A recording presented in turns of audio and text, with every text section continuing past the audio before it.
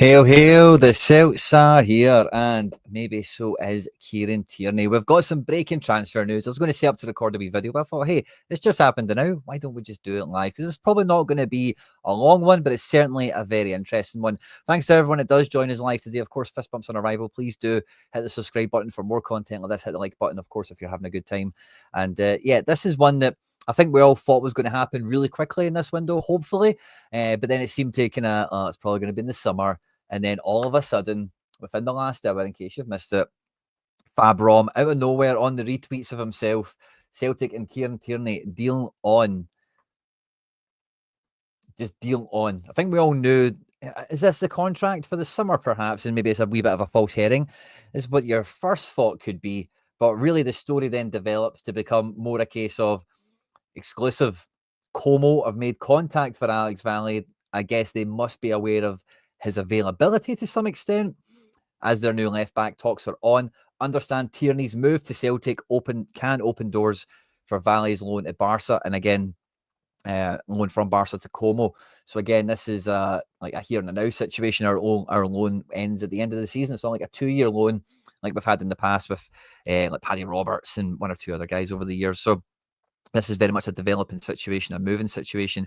Como are strongly interested as they see Valle as a top talent, negotiations on. And really, Alex Valle, for me, will excel in Serie A. It's a league that I think he'll do very well in. It does. I'm kind of in the Frimpong stage with Valle in terms of like his move to one of the top 5 leagues in European football. Like when Frimpong first went to Leverkusen, I thought he is going to get eaten alive in the Bundesliga because he was very spindly. But he was very good attacking wise. We'll all remember very well. And his rise in the Bundesliga, he was like a right back for the majority of it, but really now he's excelling as essentially a forward. You know, if you ever watch Leverkusen, he's kind of on that. You know, we kind of play cheat code with the left back in a possession based way, but Leverkusen play cheat code with Frimpong at right back and the like back post tapping, you know, kind of guy. So, or you know, big switches of play crosses, that sort of stuff as well as good delivery. So, I think this is quite similar. I'm getting those same kind of vibes. If Valle can like handle it in Serie A, you know, shoulder to shoulder on the pitch in possession and all that, like stylistically, I think he'll do very well there, and it'll be interesting to see how he goes. I retweeted this myself or something similar anyway. I'll change screens properly so you don't need to see me clicking around and all that. But it was in the news. Can't say it was in the news. It came onto the timeline the other day, and I had a bit of fun with it. But my first thought when I seen the Valle element of this is we better make sure we get one of those Malik Tillman sell-on clauses on it. Wouldn't that be great?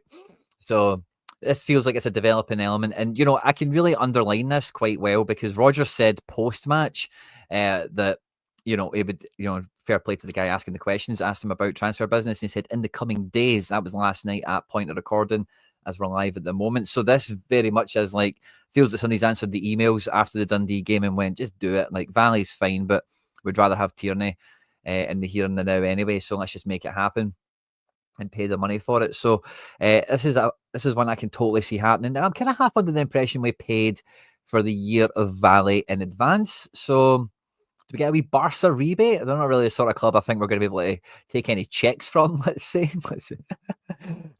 Hail to everyone that's joined us on the live chat as well. Good to see you. KT coming home. Tell the world he's coming home. That's it. I think it feels like it's happening now, doesn't it? He has been on the bench for Arsenal for the last couple of games, I think. And, you know, I was starting to think, like, Liverpool are going to win the league, right? But if someone called Liverpool doesn't win the league, it could be Arsenal. And he was getting kind of back onto the bench and stuff like that. It was all cup stuff, really, wasn't it? I suppose when he played minutes and stuff. But if he's getting back onto the bench and kind of just being at the tertiary element of the squad, I guess he did have a remarkable season. And just Kieran Tierney, you know, you're out of the you know, you're going to come up the road in the summer anyway. Maybe you just, you know, play your final hand, as it were, at Arsenal and just see how high you can finish. Can you make any contribution into it? Because Arteta has been full of praise for Tierney at every turn. There's never been any issues with him at all. I think it's just salary and PSR requirements where like they just can't keep somebody like Tierney on those wages the way squad balances need to be now. So I think there was a little bit of fear or jeopardy maybe that Arsenal might just keep him. He might just fancy playing that final hand, as it were. But it feels like now it's you know, playtime is over. Let's just get business done. You know, deal on. You know, it feels like Someone just went, do it, press the button. Arsenal want this, get him up here now. And Rodgers was very much after the game against Dundee, like, certainly not happy. I don't know if I'd go as far as to say angry or upset, but certainly, had a bee in his bonnet, calling us passive and all the rest of it. And left back, there is no defensive presence in that game, really, for the most part, and it's quite a common feature. And it exposes Trusty and Scales. Like I mentioned in the breakdown video that went live earlier today, that Trusty and Scales get the team's target down the left for us, and it's not like, maybe it's a bit of who is at centre back, right? But it's also a bit of the left back thing that we do, and just that there's grass out there, there's just area of the pitch for people to be in, and Tierney's not doing that. Tierney's not going to do the Greg Taylor job. When he comes, he'll be Tierney again. And we spoke about after must have been the Ross County game that the way the lovely balance that we had kind of cooking in that team. We called them left back on the tactics board, but it needed that KT, that left back kind of element to really just finish the picture, as it were, complete the painting. So this is something that I can see happening, like being confirmed by the club. Today is Wednesday, isn't it? I can see this done by end of week, the way things are at the moment. By Friday, we could see him at Celtic Park in the hoops, potentially. Maybe even as early as tomorrow. Who knows how things are going? If he's actually in the car right now, could be tonight. You never know. But I think we maybe see a wee bit more wide reporting on it before, it's actually here in the present. Some of the fans need a wee boost. I feel sorry for their suffering of late. Yeah, this will be a great boost for the fans. This will be a great, Men in Black light pen thing, wouldn't it? Memory wipe. Just forget about. And I said it on Axum. I mentioned it in the breakdown, but nowadays we definitely handle draws worse than defeats. You know what I mean?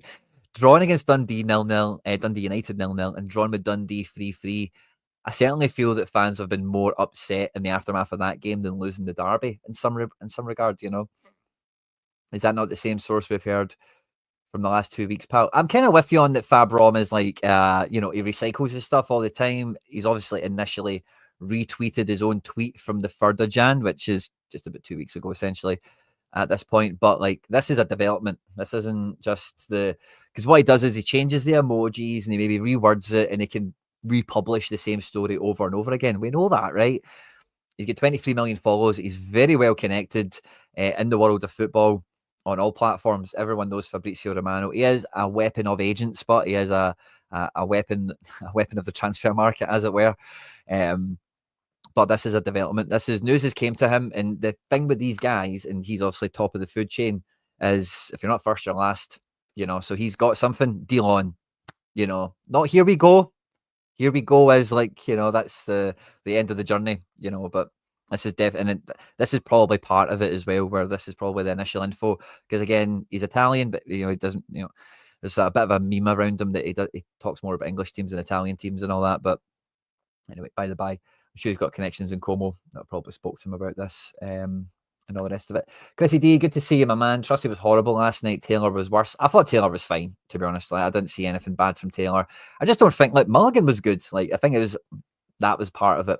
Don't think Valle did any better. I thought Taylor was fine, really, to be honest with you.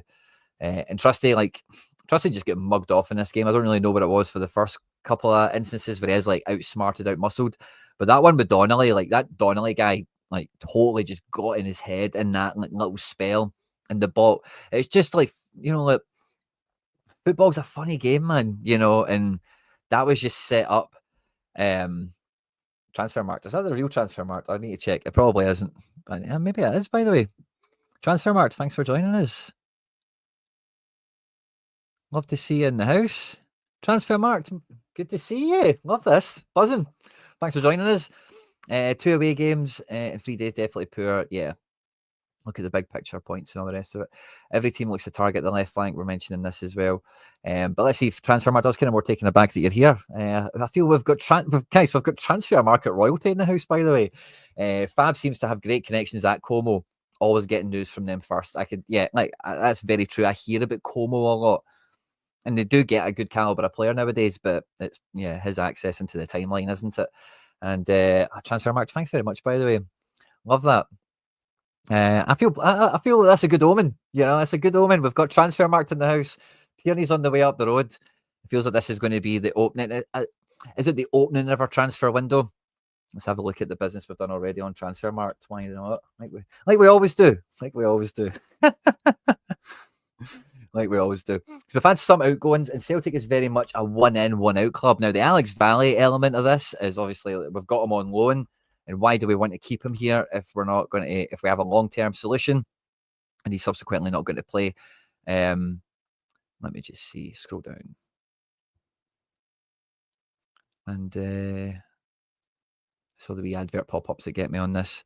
But in terms of departures, I think they're still ordered, aren't they, by value on this rather than, we can probably change that, I'm sure. But just in terms of the overview table, recent business and whatever. Yeah. So we've had Welsh go to Mechelen. Palma's deals fell through because of the Rayo Vallecano FIFA transfer ban, which, by the way, just was a weird one, wasn't it? The Bernabe deal is completed now as well, so that's some money in the coffers.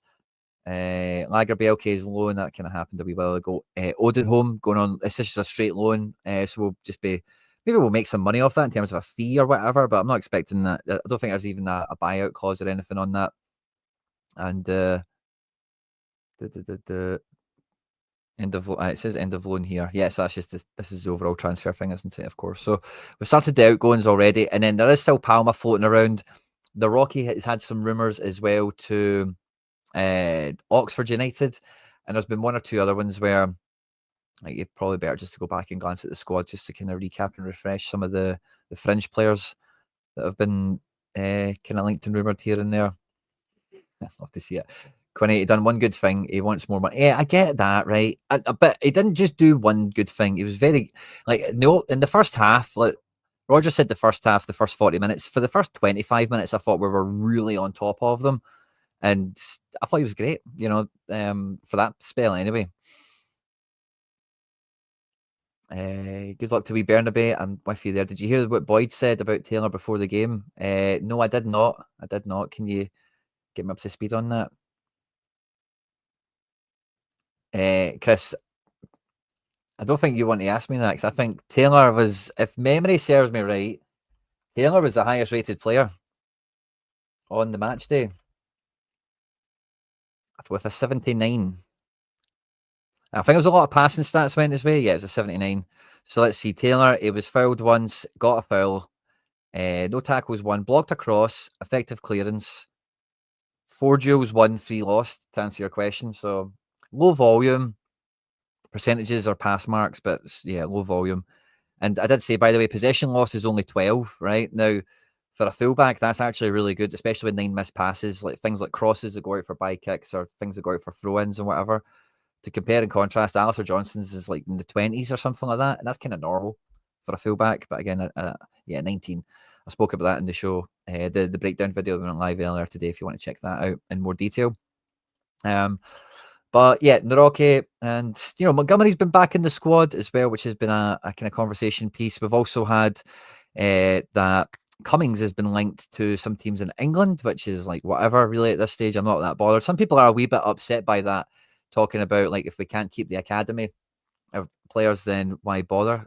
But some of them are, like, if Celtic aren't sure on them, then, like, our first team is the top priority. And if we're getting money for these guys, that's kind of like, if you can't have Barcelona, Ajax, you know, whoever you want to use as the template level youth production, then the absolute minimum you want is guys that you can get transfer fees for out of thin air, you know, because then that just helps enhance everything. So, yeah, and I know Cummings specifically, and actually probably all of the youth players we've had have kind of been at end of contract situations or whatever.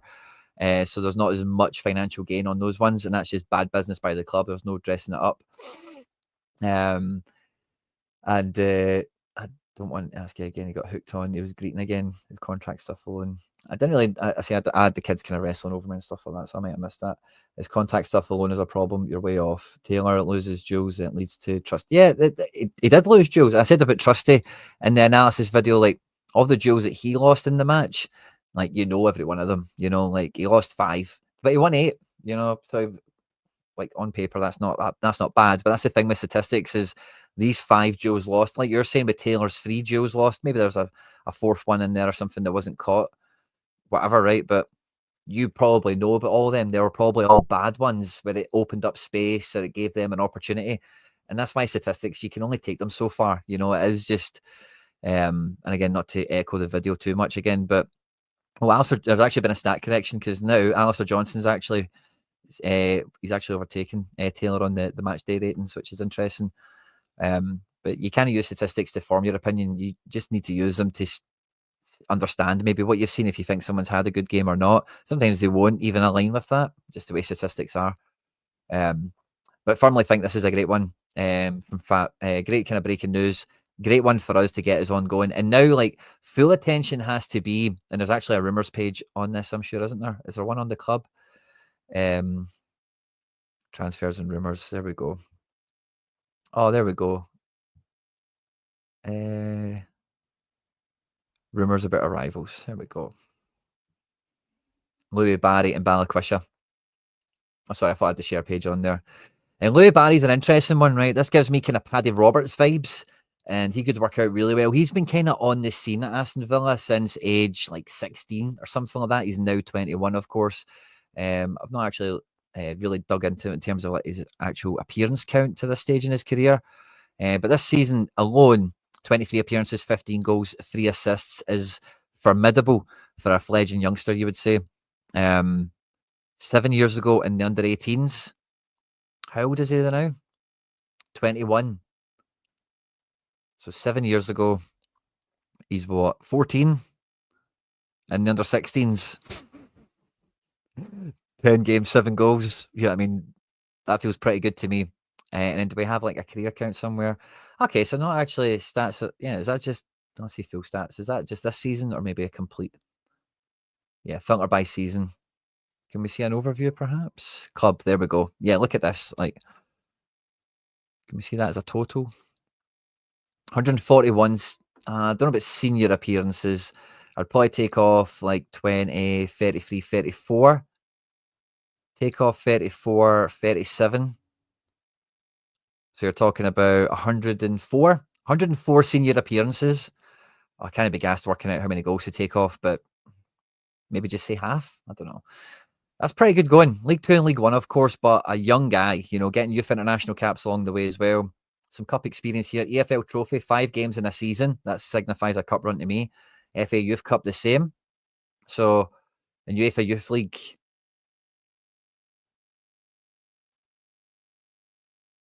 for Barcelona?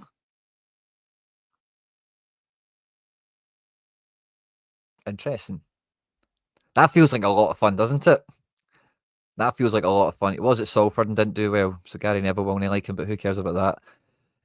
That's interesting, isn't it? That's a fun guy. That's a fun guy. Now, it's not like the other guy we've been linked to here on this page, you'll see as well. How many times? There we go. Is Balikwisha. Now, it feels like Antwerp might be trying to just cut their losses on that one just because of his injury record. There is interest in him, etc. He'll cost another couple of quid. He'll be like 5 million or something on a permanent. And if we got both of these guys in, I think we solve every problem we have in attack probably instantly. Different variety. Like Balikwisha is very versatile. I know he's listed as a left winger.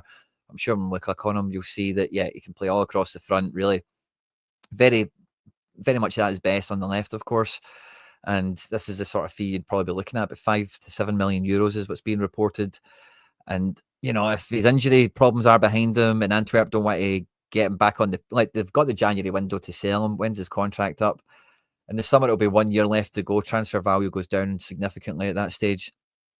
And bargaining power also, whereas now it's kind of last chance saloon in that way. Gary Hoop, yeah, exactly. Like there's good experience to be had in these leagues for the right players.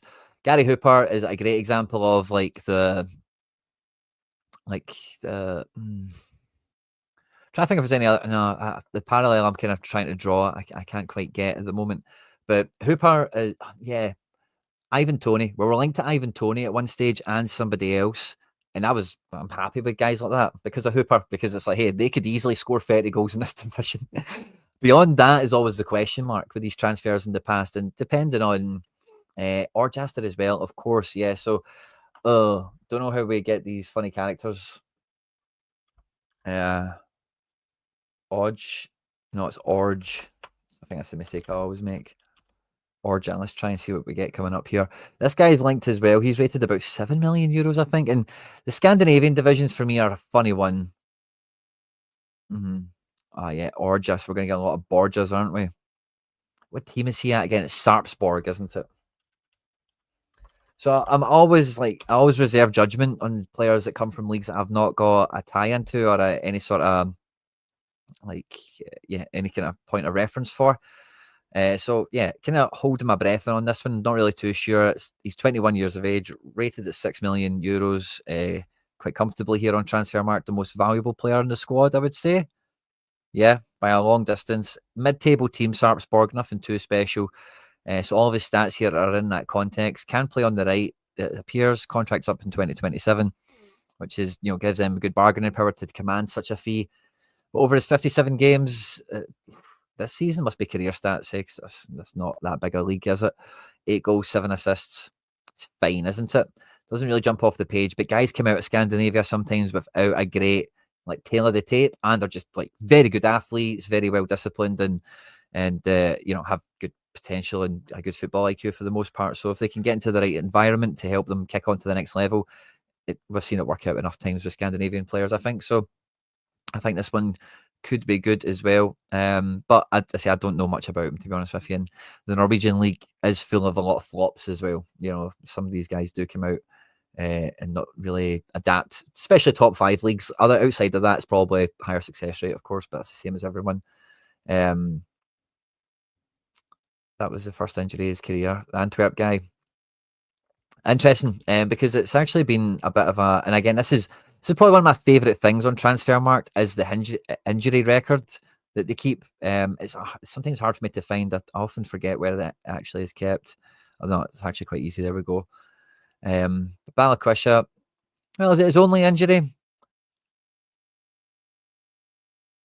Is it his only injury? It looks like he's had a few games missed. 3, 7 is 10. I don't know how Belgium get in here, but fine. 22, 24, 34, 41, 51 over the last, that's 21-22 seasons, so over the last 3 seasons.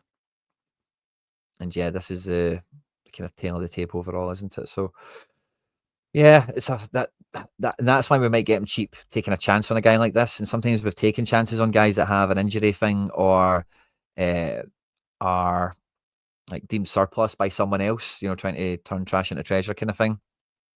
So this might be a move that Celtic take an educated gamble on, so could maybe see that happening. But what isn't an educated gamble is the return of Tierney. Now he is going to need squad management, and I think this should just further emphasise Celtic's need, desire, whatever you want to call it, to sign Greg Taylor on a permanent. Because when I was talking about the Tierney transfer, I don't know how many Tierney videos we've made on this channel, but one went live a week or two ago or whatever, and Tierney's brilliant, but we need that same level of strength and depth now that we bring Tierney in that we have in midfield, where it is genuinely the same kind of level of quality that we've got to call upon, and it's maybe a horses for courses kind of thing. And I think Taylor is really not a bad place to be. Really do hope the club extend Greg Taylor if we do bring in Tierney, but if we cannot get Taylor to extend, we need to get another really good left back, that can help Tierney, because like we covered in that video, go and check it out if you haven't seen it. Tierney will be fine. I've got no doubts about his injury record, but it's undoubted that he cannot play 6 games a month, 5 games a month is probably the line, that you would draw there based on his last season and a half. That can improve. Like we're chatting about with Carter Vickers, he's now played 7 games in a row with playing every 3 days. I think that's an incredible milestone for him, and hopefully that continues. So it's not beyond the realms of possibility that could happen for Tierney as well in time. But I'd say for the next year and a half, you need to treat him like he's playing 4 games a month. And sometimes that's fine for us. Sometimes we only play 4 games a month, but the majority of the season we play 12 games or 15 or whatever the crazy number is that we're up to at the moment. So buzzing to get him back. Especially if Valle isn't going to be the Taylor cover. If we let Taylor, some fans thought maybe we buy Valle, but I've never seen Valle wanting to stay longer than a year, to be honest with you. So now that seems like it's crystallising, it's in Taylor. If Taylor leaves, we then need to make sure that we get another quality left back in. Is that Adam Montgomery? Because he's been kind of brought back into the fold. Again, the chat's been flying away, guys. I'm sorry. I've not kept up with all the comments, but great, great intel, great insight from some of you guys. And yeah, I just thought I would bring this one to you live and just do it nice and quick because as a kind of developing story, and yeah, it's been quite a short one in general. I've kind of went down a rabbit hole or two here or there to kind of flesh it out a wee bit because hopefully you guys joining us live have had a good time. Lovely to see that we're joined by Transfer Market royalty and Transfermarkt. So that's been a good buzz as well. I'll be living off that for the rest of for the rest of the January transfer window. But yeah, guys, what else is on the probably the last thing so for anyone especially who's not watched this live or anyone watching live when the show ends, the comment section opens in about a minute. So any thoughts and feelings you want to leave, we can revisit in another video later on. But do that in the comment section perhaps when the video closes. But we're looking at the likes of Louis Barry. I'd be quite excited by that. But another forward, a Louis Barry, a Balikwisha, someone like that is probably in the offing as well now next. Who could that be? And then like the midfield is clearly not done either, you know. So I think like there could be as much as 3 moves happening in this window, 3 significant moves. And what a January window that would be because we will have Champions League qualifiers next season. And like we've mentioned on the channel previously, like sometimes Celtic need to treat January like the summer. And you know, I'll say this as well. Big shout out to Brenadan Rodgers because normally managers like he got asked a question in a press conference, might even been in December, and the guy was like, "Oh, January's a hard window," and he didn't buy that, and not that he refuted it or whatever, but it's kind of had January. You can do business. Let's see if you've got your nose in the right places and you're watching the right kind of situations develop. Like January can be a great place to do business, and Rodgers is certainly in that mindset, I believe. So I think it could be a big window, could be our best window ever. Thanks to everyone that's joined us. I hope you've all hit subscribe, especially you, Transfermarkt. Hope you've hit subscribe on the Celtic here, of course, and for everyone else. Hope you've enjoyed the stream today. Be sure to check out the breakdown of the match last night. It went live a couple hours ago, so if you haven't caught that already, it might be on screen now if you're watching this after we've been live. But yeah, have a good one, everyone. And yeah, welcome back to Kieran Tierney, hopefully by the end of the week. Hail, hail. Mon the hoops.